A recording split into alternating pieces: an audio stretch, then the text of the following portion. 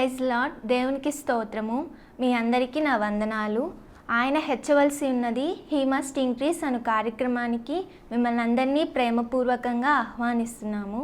ప్రతి ఉదయం 8 గంటలకు మరియు సాయంత్రం 4 గంటలకు, అదే రీతిగా ప్రతి శనివారం మధ్యాహ్నం 3:30 గంటలకు శాంతి టీవీలో ప్రసారం అవుతున్న మా ఈ కార్యక్రమాన్ని వీక్షించగలరు. ఈ సమయంలో దైవజనులు పాస్టర్ వి సంతోష్ గారు దైవవర్తమానం అందిస్తుండగా అందరూ ప్రార్థనా పూర్వకంగా వినవలసిందిగా కోరుతున్నాము. దేవునికి స్తోత్రం. ఈ దినము కోసం ఏర్పాటు చేయబడిన వాక్య భాగం యోహాను 10:13.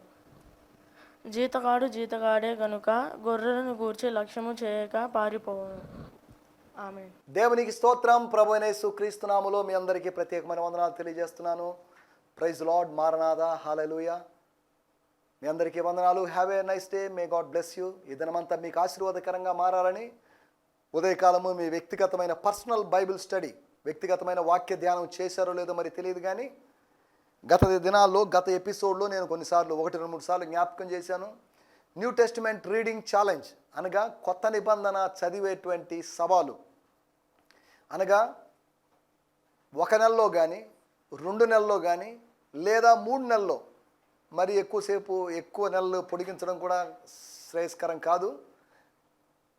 3 నెలల్లో అనగా 90 డేస్లో బైబిల్ అనగా కొత్త నిబంధన 260 అధ్యాయాలు ఎలా పూర్తి చేయాలి అనే దాని గురించి ఆ ప్లాను, దాన్ని పూర్తి చేయడానికి ప్రయత్నం చేయండి అని తెలియజేయడం జరిగింది. ఈ సవాల్ని ఎంతమంది తీసుకుంటున్నారో తెలియదు, కానీ దేవుని బిడ్డలైన మీరు బైబిల్ మొత్తం చదవడం మంచిదే. అదే సమయంలో కొత్త నిబంధన చదివితే మీకు ఇంకా విషయాలు అర్థమవుతాయని, కొత్త నిబంధనలో యేసు చెప్పిన మాటలు అవి ఉన్నాయి కనుక 4 సువార్తల్లో వాటిని ఒకదానితో ఒకటి పోల్చి చూసుకుంటున్నప్పుడు మనం అనేక విషయాలు గ్రహించవచ్చు. నేను మీతో చెప్పు మాటలు ఆత్మయు జీవమునై ఉన్నాయని యేసు ప్రభు చెప్పాడు కనుక ఈ మాటలు మనకు ఆత్మ అనుభవాన్ని, జీవపు అనుభవాన్ని కలుగజేస్తే కనుక నిర్లక్ష్యం చేయకుండా కొత్త నిబంధనను మీరు ధ్యానించాల్సిందిగా, కంప్లీట్ చేయాల్సిందిగా, అనగా సంవత్సరానికి కనీసం 3 సార్లన్నా 4 సార్లన్నా కంప్లీట్ చేయడానికి ప్రయత్నం చేయండి. అదే సమయంలో నేను ఈ ఎపిసోడ్లో చదివేటువంటి ఫాదర్స్ లైఫ్ న్యూ టెస్టిమెంట్ అనేటువంటి ఆ ఇంగ్లీష్ న్యూ టెస్టిమెంట్ ఉచితంగా మీకు అందజేయబడుతుంది. agrainofwheat.com అనేటువంటి వెబ్సైట్కి కానీ వెళ్ళి అక్కడ బుక్ రిక్వెస్ట్ అనేటువంటి ఆప్షన్లోకి వెళ్ళిపోయి అక్కడ 1 పుస్తకం లేదా 2 పుస్తకాలు, లేదు అంటే కొత్త నిబంధన ప్లస్ మరొక బుక్ మీరు ఆర్డర్ చేస్తే మీకు 1 నెల లేదా 2 నెలలలోపు వాళ్ళు ఉచితంగా పంపిస్తారు. ఆ ఫాదర్స్ లైఫ్ న్యూ టెస్టిమెంట్ అనేది డేవిడ్ డయర్ గారు చక్కగా తర్జుమా చేశారు. ఈజీ వర్షన్, చక్కటి ట్రాన్స్లేషన్ నా దగ్గర ఉంది కనుక మీరు తెప్పించుకోవాల్సిందిగా కోరుతున్నా. ఈ సమయంలో దేవుని వాక్యాన్ని ధ్యానించుకుందాం. యోహాను సువార్త 10వ అధ్యాయము 13వ వచనం. The gospel according to John 10th chapter 13th verse. జీతగాడే కనుక గొర్రెలను గురించి లక్ష్యము చేయక తనకు అప్పగించబడిన గొర్రెలను గురించి, తనకు అప్పగించబడిన మందను గురించి, తనకిచ్చినటువంటి రెస్పాన్సిబిలిటీ గురించి లక్ష్యము చేయక పారిపోతాడు. కనుక జీతగానికి జీతము దొరకదు. 1 కొరింథీయులకు రాసిన పత్రిక 3వ అధ్యాయంలో రాయబడింది, ఒకడు పని చేసిన ఎడల లేకపోతే ఒకని పని నిలిచిన ఎడల వానికి జీతము దొరుకుతుంది. వాని పని కాల్చివేయబడిన ఎడల వాడికి నష్టం కలుగుతుంది. మనది నిలిచే పనిగా ఉండాలి. మత్తయి సువార్త 7వ అధ్యాయంలో యేసు ప్రభు యొక్క బోధలు, సత్య బోధలు, సువార్త సంబంధమైన బోధలు విని, వాక్యం విని దాని ప్రకారం నడుచుకున్నవాడు బండ మీద ఇల్లు కట్టుకున్న వాని పోలి ఉంటాడు. వానలు, వరదలు, గాలి ఇవన్నీ వచ్చాయి, ఆ ఇల్లు నిలిచి ఉంది. దేవుని స్తోత్రం. కానీ ఇసుక మీద పునాది వేసుకొని కట్టుకున్నటువంటి ఇల్లు అతను మోసపూరితమైనటువంటి స్వభావంతో ఉండి, ఏ పునాదైనా పర్లేదు, ఇసుకైనా బండైనా ఒకటి, ఇల్లు కనిపించాలి, ఇల్లు అందంగా కనిపించాలనే భావనతో ఉన్న వ్యక్తి, అతని ఇల్లు కుప్పకూలిపోయింది. అతనికి నష్టం వచ్చింది. మనకు నష్టం రాకూడదు, లాభం రావాలి. లాభం అంటే లక్షల్లో ఆర్థిక పరంగానే కాదు, ఆత్మ సంబంధంగా మనం లబ్ధి పొందేవాళ్ళుగా, మేలు పొందేవాళ్ళుగా ఉండాలి. మన పని నిలిచి ఉండాలి.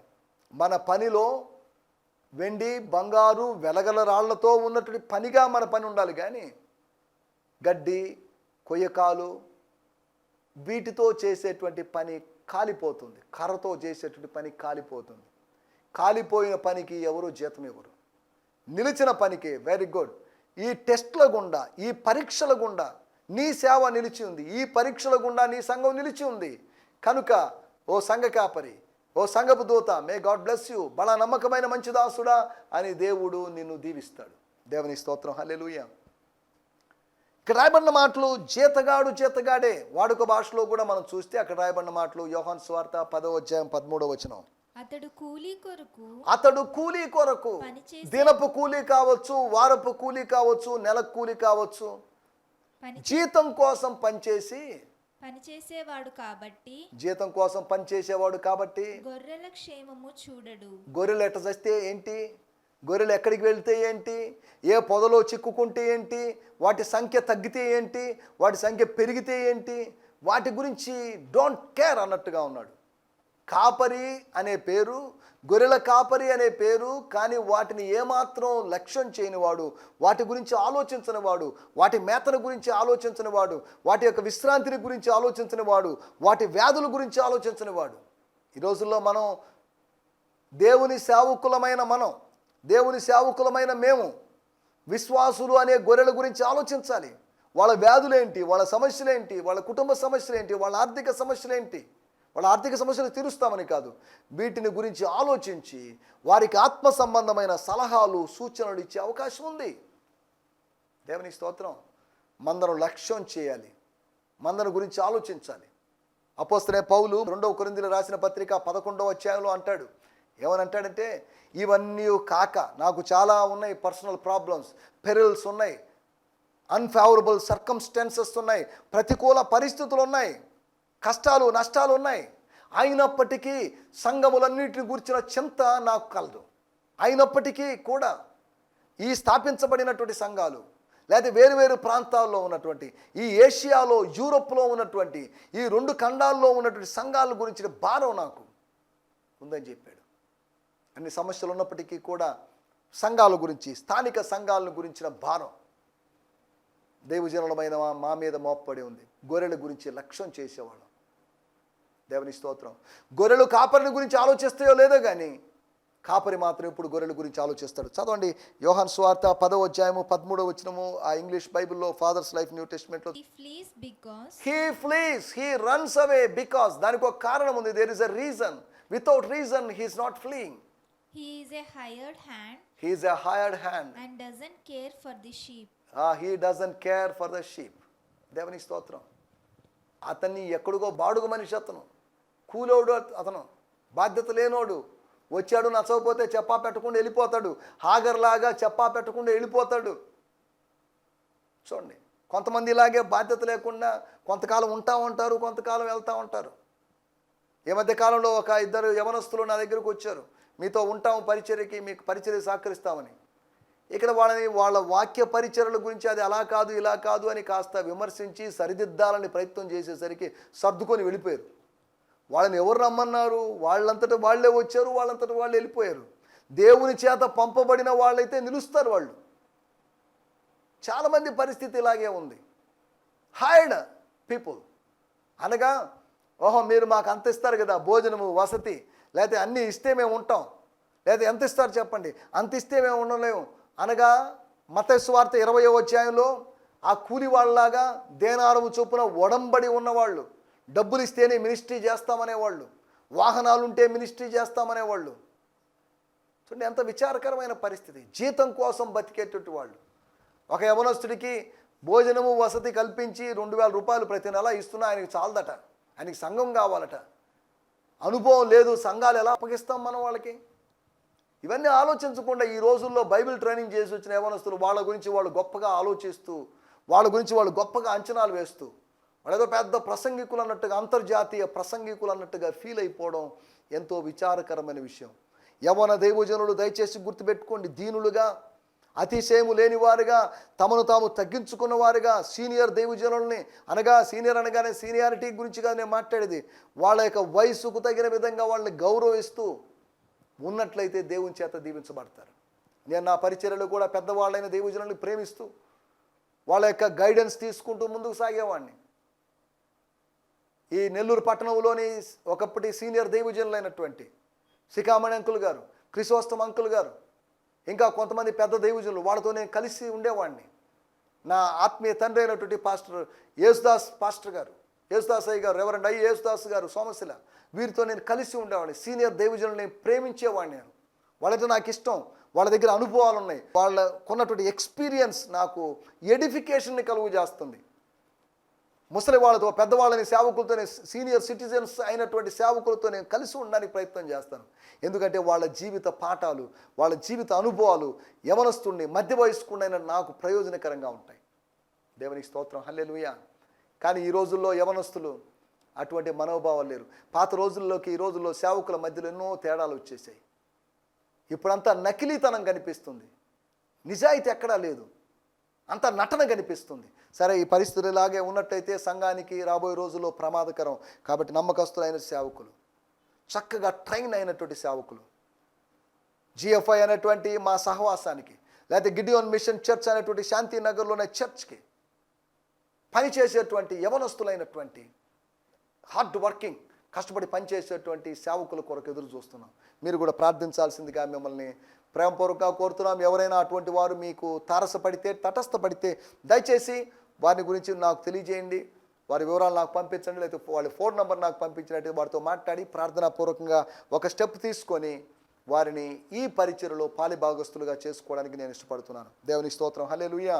కోత కొరకు పనివారిని పంపమని కోత యజమానుడైనటువంటి దేవుణ్ణి వేడుకోవాల్సిన అవసరం ఉంది. కాబట్టి ఈ కార్యక్రమం చూస్తున్న వాళ్ళు కోత యజమానుడైనటువంటి పరలోకపు తండ్రిని వేడుకుందాం. ప్రభువా, మోసగాళ్ళైనటువంటి సేవకులు, తోడేళ్ళలాంటి సేవకుల మధ్యలో, జీతగాళ్ల మధ్యలో ప్రభువా నమ్మకస్తులైన సేవకులను లేవనెత్తండి, నమ్మకస్తులైనటువంటి యవన సేవకులను లేవనెత్తండి అని మీరు ప్రార్థించాల్సిందిగా మిమ్మల్ని ప్రేమపూర్వకంగా కోరుతున్నాం. దేవుని స్తోత్రం, హల్లెలూయా. ఇక్కడ రాయబడిన మాటలు, జీతగాడు లక్ష్య పెట్టడు, మందను లక్ష్య పెట్టడు. ఏ మందను కాయడానికి తాను పిలువబడ్డాడు దాని సంగతి మర్చిపోయి తన సొంత అవసరాలు, తన ఇంటి అవసరాలు, తన కుటుంబ అవసరాలు తీర్చుకుంటూ స్వార్థపూరితమైన వ్యక్తిగా జీవిస్తూ ఉండడం చాలా విచారకరమైన విషయం. మనం ఆలోచిస్తున్న విషయాల్లోకి వచ్చేద్దాం. ఇక్కడ లక్ష్యం చేయడం అనేటువంటి మాట, ఈ మాటను కొద్దిగా ఎక్స్ప్లెయిన్ చేయాలని, దీనికి కాస్త వివరణ ఇవ్వాలని, దీనికి సంబంధించినటువంటి ఒక 3 పదాలని మీకు గుర్తు చేయాలని, లేకపోతే పరిచయం చేయాలని. మీకు పరిచయం చేయాలంటే మీకు తెలియదని కాదు దాని అర్థం. కాస్త వివరణలో భాగంగా 3 విషయాలు మీకు తెలపాలని ఆశిస్తున్నాను. ఏంటి లక్ష్యం చేయడం అంటే? కన్సిడరింగ్, లేకపోతే కన్సిడర్ చేయడం అంటే ఏంటి? యేసు ప్రభు చెప్తున్న మాట యొక్క ఉద్దేశం ఏంటి? లక్ష్యం చేయడం అంటే ఏంటి?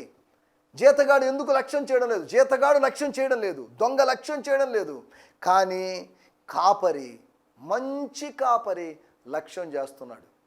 మంచి కాపరైన ప్రభు లక్ష్యం చేస్తున్నాడు. గత ఎపిసోడ్లో కూడా మనం మాట్లాడుకున్నాం, ఆయన మహోన్నతుడైనను ఆయన దీనులను లక్ష్యం ఉంచుతున్నాడు, దీనుల మీద లక్ష్యం ఉంచుతున్నాడు. దీనులైనటువంటి గొర్రెల మీద. అన్ని గొర్రెలను ఒకేలాగా నడిపించలేము. కొన్ని బలహీనమైనవి ఉంటాయి, కొన్ని ఏనడానికి లేకపోతే కనడానికి సిద్ధంగా ఉన్న గొర్రెలు ఉంటాయి, వాటిని కొద్దిగా మెల్లగా నడిపించాల్సిన అవసరం ఉంది. గాయపడిన గొర్రెలు ఉంటాయి, వాటిని మెల్లగా నడిపించాల్సిన అవసరం ఉంది. ఇవన్నీ కాపరి ఎరిగి వేరువేరు జీవులకి, లేకపోతే వేరువేరు వ్యక్తులకి, వేరువేరు గొర్రెలకు తగిన విధంగా నడిపింపును అనుగ్రహిస్తాడు. దేవుని స్తోత్రం. ఈ లక్ష్య పెట్టడం అనే దాని గురించి చెప్పినప్పుడు 3 విషయాలు మీకు త్వరగా జ్ఞాపకం చేస్తాను. మొట్టమొదటిగా అపోస్తుల కార్యములు 20వ అధ్యాయము 31వ వచనం. అపోస్తుల కార్యములు 20వ అధ్యాయం 31వ వచనం. కావున నేను 3 సంవత్సరములు రాత్రింబగళ్ళు, డే అండ్ నైట్ కన్నీళ్లు విడుచుచు ప్రతి మనుషునికి మానక బుద్ధి చెప్పితినని మీరు జ్ఞాపకము చేసుకొని మెలకువగా ఉండుడి. దేవుని స్తోత్రం. ఎఫెసస్ లేకపోతే ఎఫెసి అనేటువంటి పట్టణములో అపోస్తలుడైన పౌలు చేసినటువంటి పరిచర్య 3 సంవత్సరాలు, 3 సంవత్సరాలకు పైగా, లేదంటే ఏ మిషనరీ జర్నీలో ఎప్పుడు జరిగిందో మనకు తెలియదు, కానీ పూర్తి వివరాలకు మనం ఇప్పుడు వెళ్ళడం లేదు. కానీ ఎఫెసస్లో జరిగినటువంటి ఆ 3 years మినిస్ట్రీ మామూలు మినిస్ట్రీ కాదు, చాలా డిఫికల్ట్, టఫ్ మినిస్ట్రీ. ఎందుకు అంటే ఎఫెసీలోని మృగములతో నేను పోరాడవలసి వచ్చిందన్నాడు. 1 కొరింథీయులకు రాసిన పత్రిక 15వ అధ్యాయం. ఎఫెసీలో మానవ మృగాలు ఉన్నాయి, ఆత్మీయమైన మృగాలు ఉన్నాయి. ఈ రోజుల్లో కూడా సంఘాల్లో ఆత్మీయ మృగాలు, మానవ మృగాలు లాంటి విశ్వాసులు ఉన్నారు. తిరుగుబాటు చేసేటువంటి, ప్రతిదానికి అలిగేటువంటి, ఏం చెప్పినా అర్థం చేసుకునేటి మొండి మూర్ఖ గొర్రెలు ఉన్నాయి. అపోస్తలుడైన పౌలు చెప్తున్నాడు, ఆయన చెప్పిన మాట ఏంటంటే ఫేర్వెల్ మెసేజ్ ఇస్తున్నాడు. నేను వెళ్తున్నానండి, ఎందుకో మరి దేవుడు నన్ను పిలుస్తున్నట్టు నాకు అనిపిస్తుంది. ఎలాగూ అయ్యగారు ప్రవక్త గారు వచ్చారు, అగబస్ అనేటువంటి ప్రవక్త గారు వచ్చారు, ఆయన చెప్పారు కనుక ఆయన ప్రవచనాన్ని నేను నమ్ముతున్నాను. ఆయన ఆ రోజు భూకంపాన్ని గురించి చెప్పాడు, అది అలాగే జరిగింది. అలాగైతే ఇది కూడా జరగబోతుంది, నా మరణం జరగబోతుంది. I'm ready to die. కానీ దానికి ముందుగా మీకు ఒక మెసేజ్ ఇస్తున్నాను, చర్చ్ ఎల్డర్స్ లారా, లేకపోతే ఎపేసీ సంఘంలోని పెద్దలారా, ఆ చర్చ్ కండక్ట్ చేసేటువంటి నాయకులారా, అధ్యక్షులారా, ఓవర్ సీట్స్ లేదా బిషప్స్ అని అపోస్తలుడైన పౌలు మాట్లాడుతున్న మాటలు ఏంటంటే, మీరు మెలకువగా ఉండండి. నేనేం చేశానో తెలుసా? 3 సంవత్సరాలు మానక, రాత్రింబవళ్ళు మానలేదు నేను, డే అండ్ నైట్. ఈరోజు నైట్ అంతా నిద్రపోతాం, లేదా డే అంతా పరిచర్య చేస్తామేమో, లేదా డే అంతా నిద్రపోయి రాత్రి అంతా పరిచర్య చేస్తామేమో. కానీ అపోస్తలుడైన పౌలు రెస్ట్లెస్గా ఏ విధంగా ప్రభు పగలంతా పరిచర్య చేసి రాత్రంతా ప్రార్థనలో గడిపాడో, అపోస్తలుడైన పౌలు పగలంతా పరిచర్య, రాత్రంతా కూడా పరిచర్య. ప్రార్థన లేదు అంటే ప్రార్థన చేయలేదని కాదు దాని అర్థం. చూడండి, ప్రభు చేసిన పరిచర్య, పౌలు చేసిన పరిచర్య, ప్రభు చేసిన పరిచర్యను కొనసాగిస్తున్నాడు, ఎక్స్టెండ్ చేస్తున్నాడు పౌలు గారు. రాత్రి పగలు, ప్రభు కూడా రాత్రి పగలు.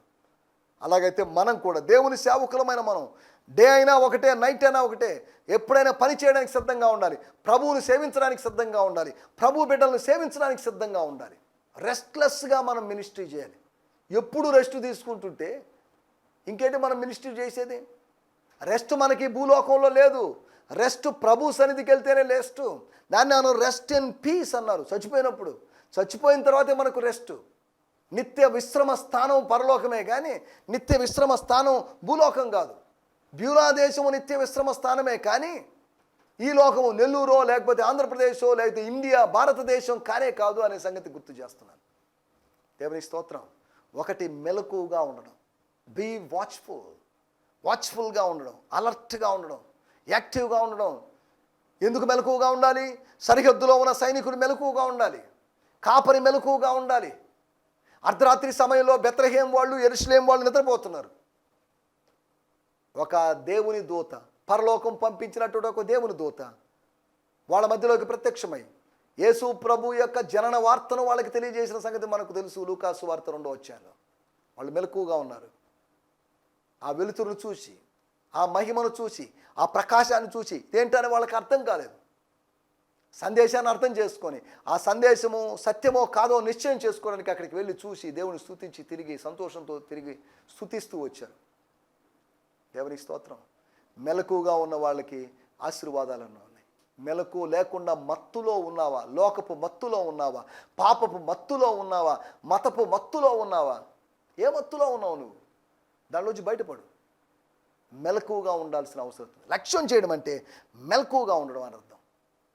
మెలకువగా ఉండి తోడేలు ఎప్పుడు వస్తుందో చెప్పి రాదు. దొంగ ఏ విధంగా చెప్పి రాడో ఆ విధంగా తోడేలు కూడా చెప్పి రాదు. మెలకువగా ఉందాం. నిద్ర మేల్కొని వేళ ఆసన్నమైందని, నిద్ర మేల్కొని వేళ అయినదని తిరిగి ఎరగండి. మీరు రోమిలకు రాసిన పత్రిక 13వ అధ్యాయంలో నిద్రపోవద్దని కాదు, మెలకువగా ఉందాం, ఎప్పుడు అలర్ట్గా ఉందాం, ఎప్పుడు ఆలోచన కలిగింది ఏం జరగబోతుంది, what is next, what we have to do, ఏం చేయాలి మనం, స్వార్థ విషయంలో ఏం చేయాలి, సంఘం విషయంలో ఏం పని చేయాలి, సేవకుని విషయంలో ఏం చేయాలనే ఆలోచన కలిగిన వాళ్ళుగా ఉండాలి. ప్రభు యొక్క కార్యముల యందు అని కాదు, ప్రభు యొక్క కార్యాభివృద్ధి యందు ఆసక్తులై ఉండుడి అని 1 కొరింథీయులకు రాసిన పత్రిక 15వ అధ్యాయంలో రాయబడింది. ప్రభు యొక్క కార్యముల యందు అని కాదు, ప్రభు యొక్క కార్యాభివృద్ధి యందు. దేవునికి స్తోత్రం. కార్యాలలో ఇంట్రెస్ట్ చూపిస్తున్నాం. కార్యాభివృద్ధిని గురించి, చర్చ్ గ్రోత్ గురించి, చర్చ్ ఎక్స్టెన్షన్ గురించి, ఎక్స్పాన్షన్ ఆఫ్ ది చర్చ్ గురించి, చర్చ్ యొక్క స్పిరిచువల్ గ్రోత్ గురించి ఆలోచించాల్సిందిగా ప్రేమపూర్వకంగా కోరుతున్నాను. ఒకటి, మెలకువగా ఉండడం అనేటువంటి సంగతిని మీకు జ్ఞాపకం చేశాను. రెండో విషయాన్ని నేను మీకు గుర్తు చేస్తాను. ఇదే అపోస్తల కార్యములు 20వ అధ్యాయము 28వ వచనం. దేవుడు తన స్వరక్తమిచ్చి సంపాదించిన తన సంఘమును, సంపాదించినటువంటి తన సొంత సంఘం, దేవుడు తన స్వరక్తం ఇచ్చి సంపాదించిన సంఘం. అయితే మీరు అడగొచ్చు, దేవుడికి రక్తం ఎక్కడిది? దేవుడు ఆత్మస్వరూపి కదా, దేవుడికి బ్లడ్ ఎక్కడిది? దేవునికి బ్లడ్ ఉంది అంటే అది ఏ గ్రూపు? కొంతమంది ఓ పాజిటివ్ అని ఇలా ఏదో చెప్తున్నారు. వీటిలోకి మనం వెళ్ళలేదు, ఈ పిచ్చి పిచ్చి వ్యాఖ్యానాల్లోకి మనం వెళ్ళలేదు. దేవుని యొక్క స్వరక్తము అంటే దేవుడు యొక్క కుమారుని యొక్క రక్తం, నరావతారిగా మారినటువంటి దేవుని కుమారుని యొక్క రక్తం అని అర్థం చేసుకోవాలి. ఆత్మస్వరూపి అయినటువంటి తండ్రికి రక్తం లేదు, పరిశుద్ధాత్మ దేవునికి రక్తం లేదు. రక్తము శరీరము కలిగిన వాళ్ళకే ఉంది.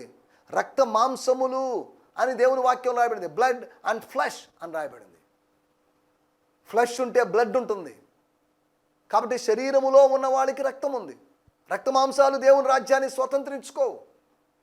మనం ఇక్కడ ఆలోచిస్తున్న మాటలు, దేవుడు తన స్వరక్తం ఇచ్చి, యేసు ప్రభు యొక్క రక్తము ఆయన సొంత రక్తం, ఆ స్వరక్తం ఇచ్చి సంపాదించిన రక్తము లేకపోతే సంఘం ఎలా సంపాదించబడిందంటే, ఎవరో ఏదో కష్టపడి మోసపూరితంగా అక్కడోళ్ళ నలుగురిని ఇక్కడోళ్ళ నలుగురిని పోగు చేస్తే వచ్చింది కాదు సంఘం. సార్వత్రిక సంఘం అలా వచ్చింది కాదు. సార్వత్రిక సంఘం ఎలా వచ్చింది అంటే, దేవుడు సిలువలో తన స్వరక్తం ఇచ్చి కొన్నటువంటి సంఘం. చదవండి. సంపాదించిన తన సంఘమును కాయుటకు పరిశుద్ధాత్మ మిమ్మును దేనియందు అధ్యక్షులనుగా ఉంచెను. పరిశుద్ధాత్మ దేనియందు మిమ్మును అధ్యక్షులుగా ఉంచాడు.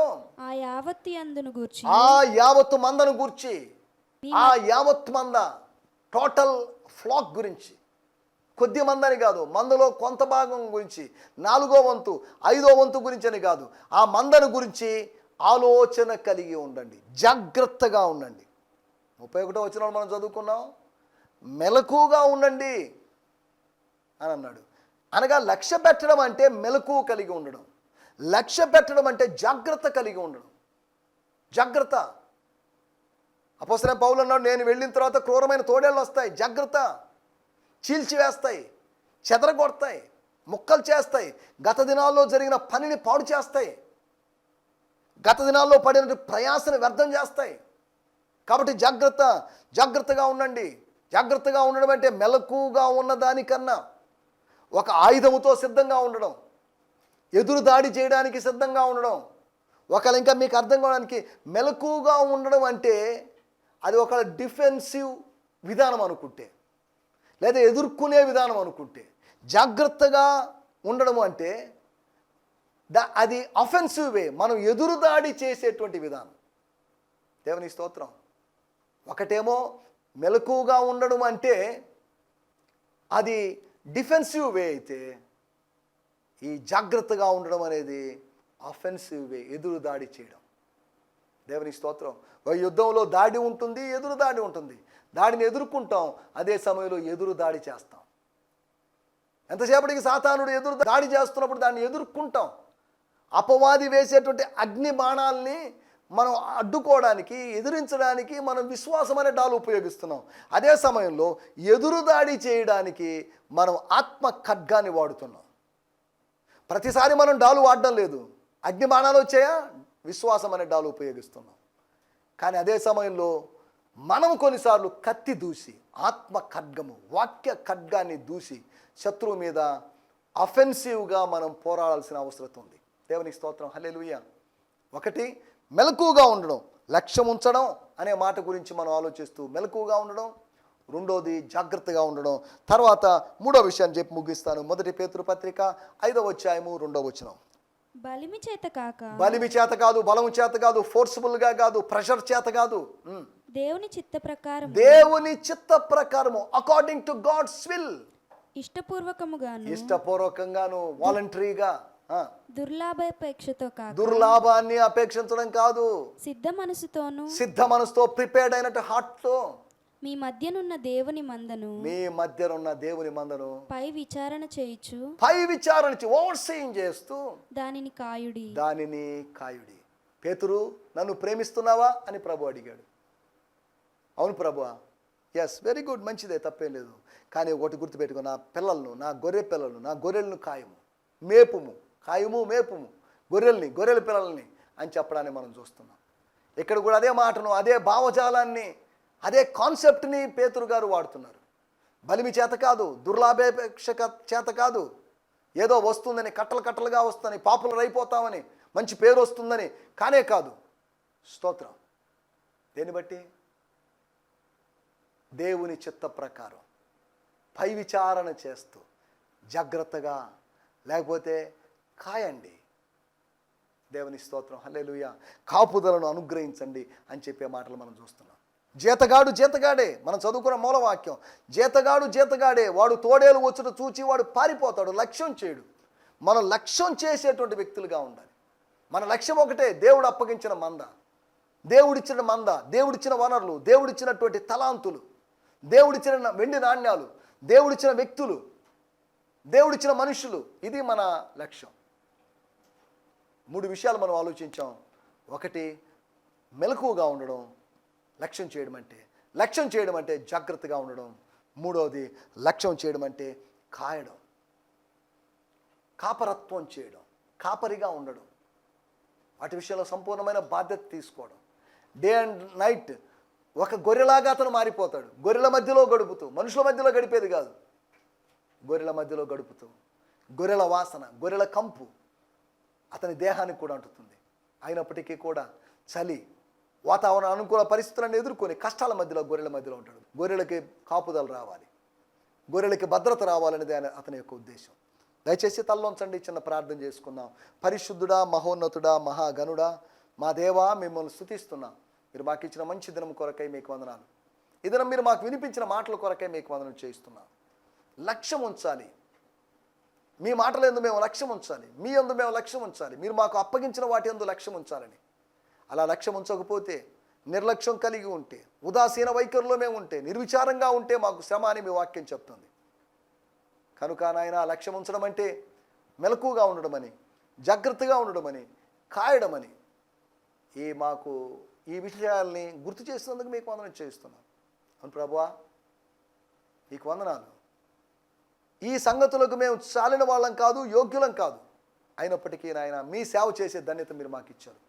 దేవదూతలు సైతం అప్పగించనటి ఈ పరిచయను మీరు మాకు అప్పగించినందుకు మీకు వందనం చెల్లిస్తూ, నమ్మకస్తులుగా మేము పనిచేస్తూ ముందుకు సాగుతూ సాయం చేయమని మాటలు విన బిడ్డలందరినీ మీరు దీవించండి ప్రభువా. వాళ్ళు కూడా ఆత్మ సంబంధమైన విషయాలు లక్ష్యం ఉంచేవాళ్ళుగా, మెలకువ, జాగ్రత్త కాసేటువంటి అనుభవాల్లో వారు ముందుకు సాగుతూ సాయం చేయమని సకల ఘనత, మహిమ, ప్రభావాలు మీకు ఆరోపిస్తూ యేసుక్రీస్తు నామములోనే ప్రార్థించడుగుతున్నాం పరమ తండ్రి. ఆమేన్, ఆమేన్, ఆమేన్. దేవుని స్తోత్రం. మీ అందరికీ వందనాలు. ప్రభు చిత్తమైతే మరొక ఎపిసోడ్లో కలుసుకుందాం.